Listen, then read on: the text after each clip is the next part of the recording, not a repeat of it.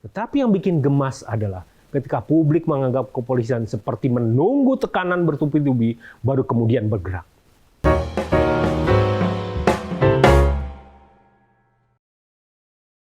Halo sobat, jumpa lagi di program The Editors Media Indonesia. Ingatan publik tentu belum sirna ketika aparat kepolisian Polda Metro Jaya menetapkan almarhum Muhammad Hasya Atalas Syaputra sebagai tersangka kasus kecelakaan lalu lintas di Srengseng Sawah, Jakarta Selatan 6 Oktober 2022.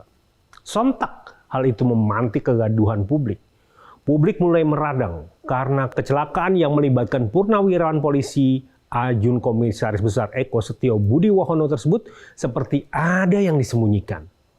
Keluarga korban pada awalnya bisa menerima musibah tersebut. Kalau kemudian pada akhirnya mereka menuntut kepolisian untuk membuka kembali kasus tersebut, hal itu bukan tanpa sebab. Mereka melihat ada sesuatu yang janggal di sana. Terlebih kini, dukungan media massa dan juga kencangnya suara di media sosial tak urung membuat Kapolri Jenderal Listio Sigit Prabowo memerintahkan penyelidikan kembali. Entah apa jadinya kalau publik tak ikut campur menekan institusi ini. Terbukti, ketika dilakukan rekonstruksi kembali peristiwa tersebut, Polda Metro Jaya akhirnya mengakui ada maladministrasi dalam penetapan mahasiswa Universitas Indonesia itu sebagai tersangka. Polisi akhirnya mau melakukan rekonstruksi ulang kasus kecelakaan yang melibatkan AKBP Purnawirawan Eko Setio Budi Wahono yang merupakan salah seorang pensiunan perwira kepolisian. Dalam perjalanannya, polisi menemukan bukti baru atau novum sehingga mengakui adanya kekeliruan atau ketidaksesuaian prosedur dalam menetapkan Hasya sebagai tersangka. Maladministrasi dalam proses penetapan tersangka inilah yang berujung pada penyidik di sidang kode etik. Apakah karena memang terburu-buru penetapan atau bagaimana? Kita tidak tahu apa ceritanya. Tetapi lagi-lagi publik pun merasa bahwa segala sesuatu harus diviralkan lebih dulu baru kemudian aparat bertindak. Menyitir Kepala Bidang Humas Polda Metro Jaya, Komisaris Besar Trunoyudo Wisnu Andiko di Jakarta, Kamis 9 Februari 2022. Adanya maladministrasi itulah yang membuat sidang kode etik digelar. Bahkan sidang sudah dilakukan pada Selasa 6 Februari 2023. Sayangnya, Trunoyudo masih belum mengungkapkan apa hasil dan berapa penyidik yang menjalani sidang kode etik tersebut. Pengungkapan adanya sidang kode etik itu sesuai peraturan Kapolri nomor 6 tahun 2019 tentang penyidikan tindak pidana. Ya, kita bisa bernapas lega ketika status tersangka almarhum Hasya direkomendasikan dicabut dan nama baiknya dipulihkan. Tetapi yang bikin gemas adalah ketika publik menganggap kepolisian seperti menunggu tekanan bertubi-tubi baru kemudian bergerak. Kita tentu belum lupa.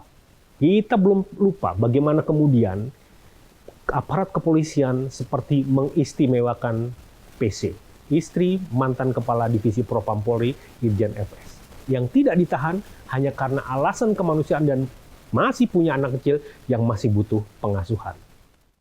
Ya kalau dibilang sih memang alasan yang mengada-ada, karena publik langsung menyodorkan beragam kasus pidana yang menimpa kaum perempuan.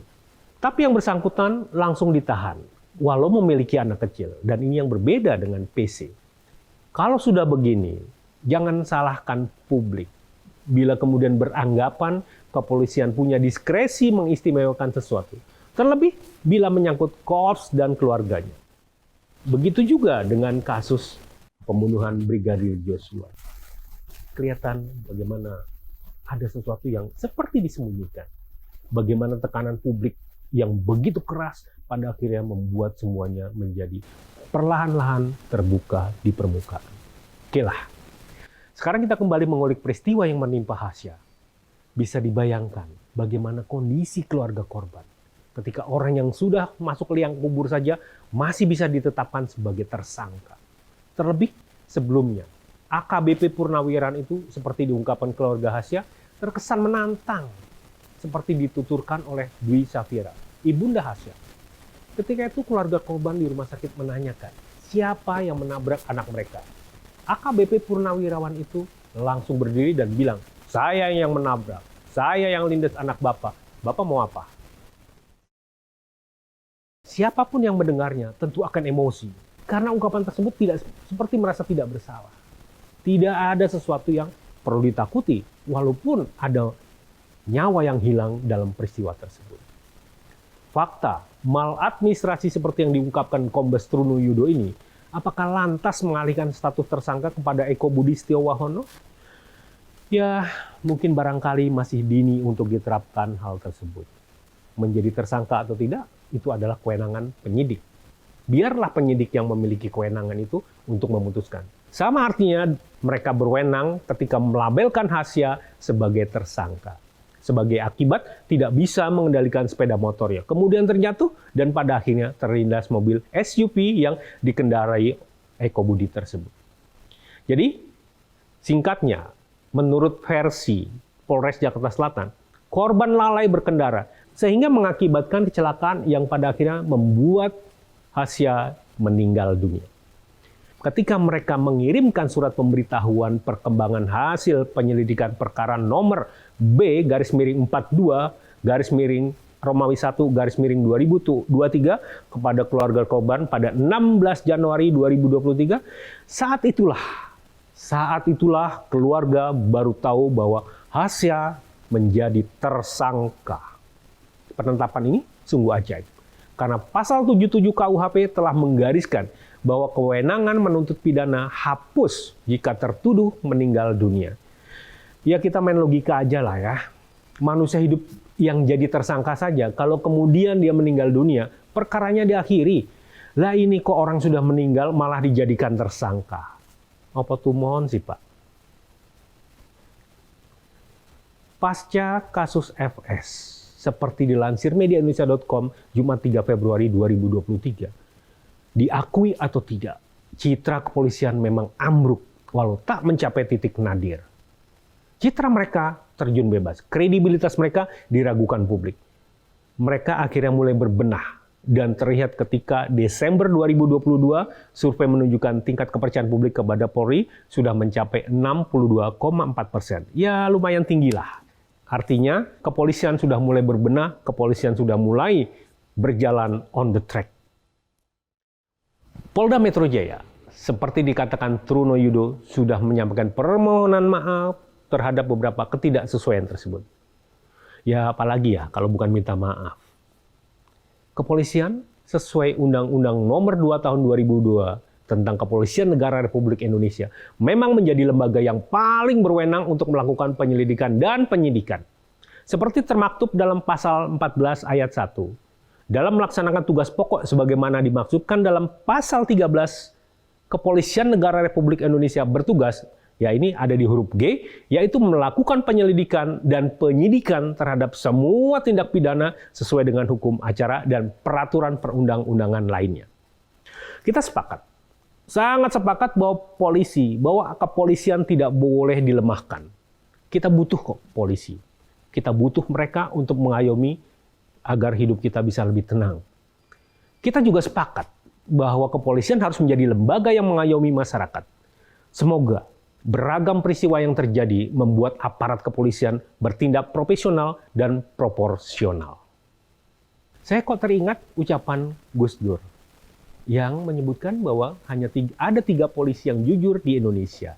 Yang pertama, Pak Hugeng, mantan Kapolri. Yang kedua, polisi tidur, dan yang ketiga, patung polisi. Ucapan yang sebetulnya sangat menohok banget. Ucapan yang sebetulnya dalam versi Gus Dur, dan mungkin juga banyak versi di masyarakat, memang ya barangkali ada benarnya juga, walaupun tidak 100% benar. Saya yakin kok, masih banyak polisi yang baik dan masih banyak polisi yang jujur. Tapi kalau berkaca kepada sejumlah peristiwa yang ada belakangan ini, sebut saja yang terbaru. Ketika ada seorang yang mengendarai sebuah Toyota SUV Fortuner menerobos lampu merah di kawasan Rawamangun, Jakarta.